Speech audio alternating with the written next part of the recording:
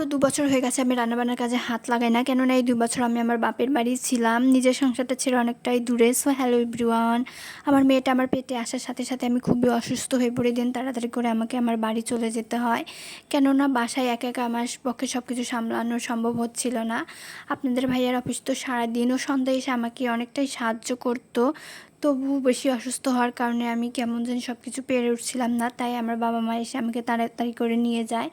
আর ডেলিভারির পর এত ছোট বাচ্চা নিয়ে এত দূরের রাস্তা, আবার ছোট বাচ্চা নিয়ে একা, একা বাসায় সামলাতে পারবো না। তাই আমার মা আমাকে সহজ আসতে দিচ্ছিল না।